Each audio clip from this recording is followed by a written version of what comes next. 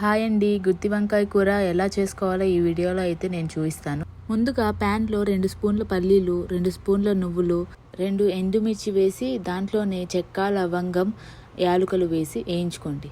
అవి వేగుతుంటేనే దాంట్లోనే 2 స్పూన్లు ధనియాలు, అలానే 1 స్పూన్ కొబ్బరి వేసి వేయించుకోండి. కొబ్బరి లాస్ట్లో వేయించుకోండి, ఎందుకంటే అది త్వరగా వేగిపోయిద్ది అనమాట. అవన్నీ చల్లారాక మిక్సీలో వేసుకొని చాలా స్మూత్గా గ్రైండ్ చేసి పెట్టుకోండి. ఇప్పుడు వంకాయల్ని నేను వీడియోలో చూస్తున్నట్టు ముక్కలుగా కట్ చేసుకొని ఆయిల్లో పెట్టి వేయించుకోండి.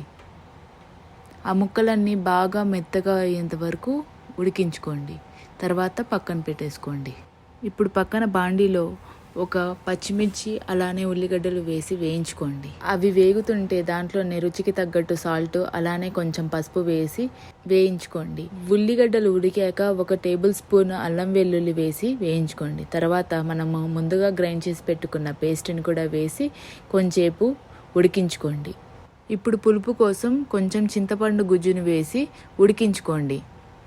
దాంతోపాటు 1 టేబుల్ స్పూన్ పెరుగు కూడా వేసుకొని ఉడికించుకుంటే చాలా టేస్ట్ బాగుండిద్ది. తర్వాత వంకాయల్ని కూడా వేసి ఉడికించుకోండి. అప్పుడైతేనే కూర అంతా ముక్కలకు కూడా బాగా పట్టిద్ది. టేస్ట్ అయితే చాలా బాగుంది. మస్ట్ అండ్ ట్రై, ఒకసారి ట్రై చేయండి.